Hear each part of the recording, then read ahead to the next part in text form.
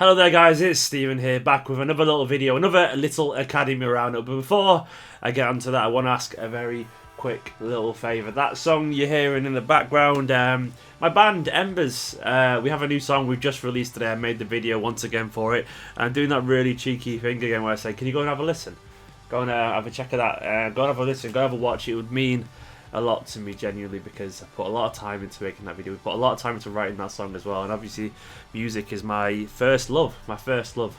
Oh, I said second love after Manchester City, but it's a big part of my life, so it'd mean a lot if you could have a listen. But on to the actual football side of things. Yeah, the under-18s, in my opinion, they are currently the best under-18 team in the country. I just wanted to say this after the game on Friday night, the 6-0 game, which was absolutely fantastic. That was a stunning performance full of technical ability, flair, creativity, goals, skill, endeavour, energy, all the superlatives you can throw at a team at this level. 6-0 against Stoke in the semi-final. It was basically tie over at half-time of the first leg. And it looks a formality now. We'll be reaching the FA Youth Cup final for the third year in a row. And the big question is, can we actually beat Chelsea, presuming they get there this time? And I think we can. I think this is a team that's different to most of the previous years. I think this is a team that's very young, it's very pure. Maybe none of the frustrations that some of the last under-18s team had, the likes of your Barkers and all that kind of stuff. They had a little bit of frustration maybe by not being used, so weren't at the very peak of their game. Well, this team is all young, it's all full of your Sanchos, your Brahims, your Matt Smiths, and all that kind of lot. And they are doing exceptionally well at the moment. There's a real kind of team spirit there. There's a real energy. It's been mainly a bunch of players that have grown up together as well. They've all came from the same academy. They're all, the vast majority are part of the under-16s team last year that blew teams away. And it's a very golden generation. That is a team that is thrown around a lot about this bunch of players. But it is special. Watching Phil Foden gliding through the midfield. Watching Sancho do the same. Brahim Diaz's goal. Dehaney from right back scoring. I don't know how many goals he's got this season. He's getting close to double figures. Probably about 5 or 6 actually.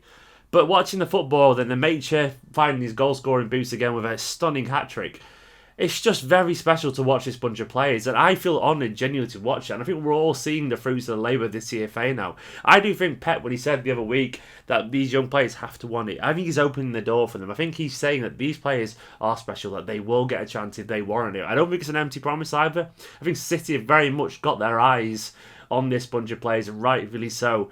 It's just very, very good. A special word to Matt Smith again, who I thought was excellent at the heart of midfield. He ran things there. He dictated play. Excellent in possession. Strong in the tackle, with a great ability to twist and turn when in trouble in midfield. And Phil Foden, majestic, graceful, beautiful little player. Sancho and Brahim, as we all know about that. But then defensively as well, but Joe Kompany had a great game alongside Ed Francis, up against two absolute beasts in Tyrese Campbell, ex-City player of course, and Greenwich, both 6-foot plus monsters. But in general, they kept him pretty quiet, which is impressive given everything. And it was just an all-round intelligent, accomplished team performance. Luke Bolton, another who deserves a shout-out on the right. He was powerful. What you'd expect Jesus Navas to be, what you'd hope him to be. A proper old-school winger who can beat a man, put a shift in, but also actually have an end product and actually do that. And that's what Luke provided all night down the right. Onto the EDS a little bit as well. The EDS just played tonight. I've just finished watching that. It was 3-3 against Arsenal. Last minute, we conceded the final goal in the 95th minute. What was the last kick of the game, basically. Ridiculously Man City. And once again, we threw away a lead, which is annoying and frustrating. Tactically, we look like we're set up to score a lot of goals at the EDS level, but not necessarily be particularly effective defensively. We played over back three with Ed Francis, Tosin Adebayo and Cameron Humphreys, and it didn't really seem to work. There was a lot of space there. Muric was behind them for his first start at this level in goal.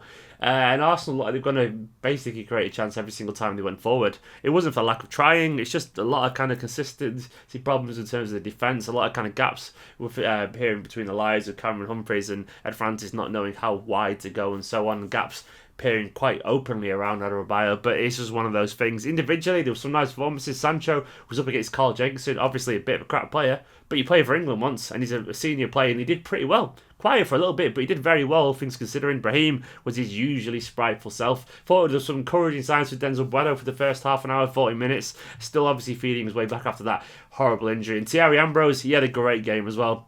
Leading the line up front, he scored 2 goals.